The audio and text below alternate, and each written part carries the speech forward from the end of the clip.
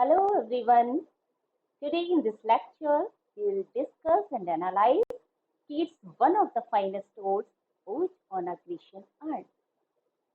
Keats' odes are unique in the sense that they are not models or those of any of the poets preceding him.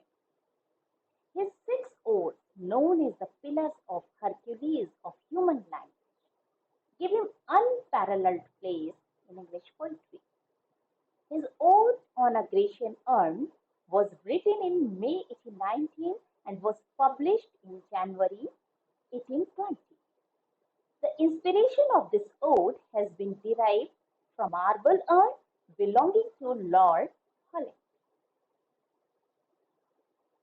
As it is in ode form, the poet addresses the Grecian urn directly. He proves the urn unaffected by the ravages of time. Though it is known to all that time is an omnivorous agent of the world, yet it is unable to mar the work of art.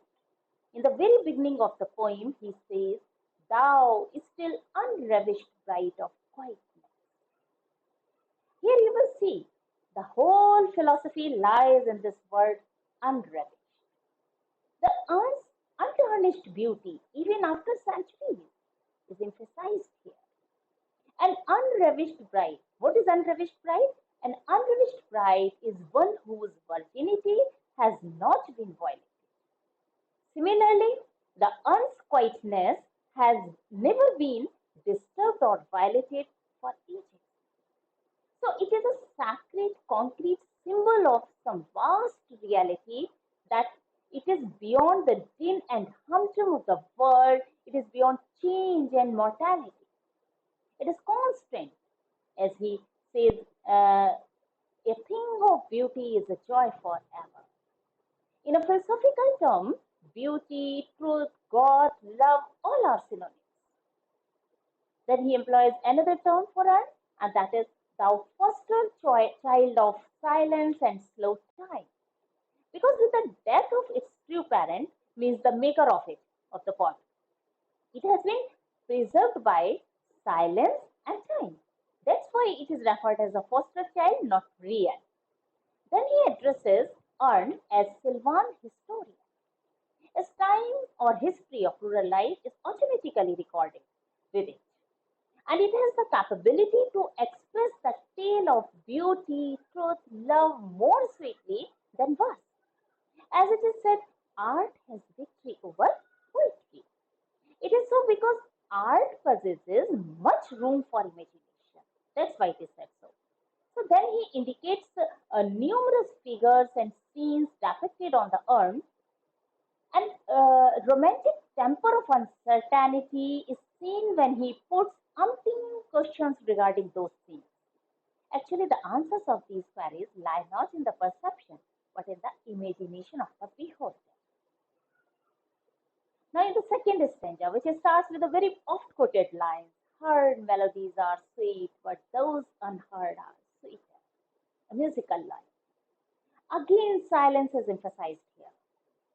He clarifies that the music that we actually hear is sweet, of course, but the music realized through imagination is much sweeter.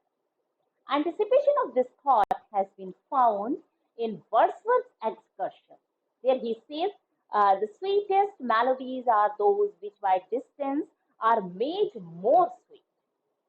Now, this unheard music, this melody of silence, is what Keats finds in the flute player depicted on the earth.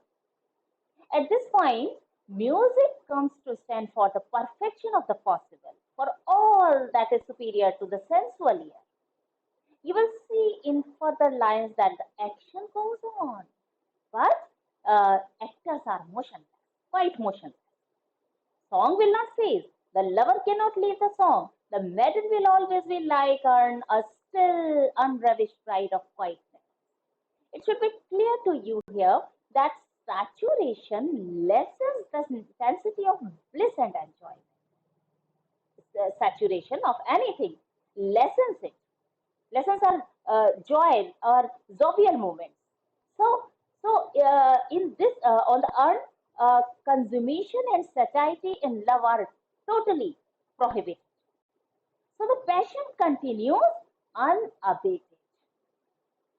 In the third stanza, which expresses with a perfect poetic felicity and insight the vital difference between life and a life of satiety and decay, and it also expresses the art which gains permanence on beauty. The green trees will never shed their leaves and will enjoy the perpetual summer. The melodist will always remain young and unwearied, and his songs fresh and new, always. Loving these frozen figures depicted on the urn, forever poised, is not only perennially young, but forever warm and panting. The paradox of all art is that it gives, note here, that it gives permanence to fleeting moments and fixes them in an unchanging form. In the fourth stanza, here you will find the pastoral imagination at its extreme, at its culmination of the poet, with typical romantic confusion. The vividness of the picture is intensified by the interrogative style. One more interesting point is here, you will find that not only is there permanence in what is depicted on the urn, there is permanence in what is omitted. There is no town at all delineated on the urn, yet it comes so naturally that we might have looked for the town on the urn. It is empty, silent. All the inhabitants are gone to the sacrifice for forever. In the last stanza, he draws the moral of the urn, which is also the moral of his whole life's work. And that is the generations of men pass and die, but amid the change and chances of this mortal life, beauty and truth are eternal and will remain forever. So the constancy, or even say permanency, is the soul of the beauty of truth and even of love and God. Kalidas utters regarding love and beauty, kshanam kshanam yan navatam upeti tadev rupam ramdiyataya. Or it can be comprehended also by reminding of this saying, Satyam Shivam Sundaram. All have the same content. So you see what a door of mind is opened after going through this ode, out of which imagination flies instantly to the utmost bound of thought. So relish this poem and make notes.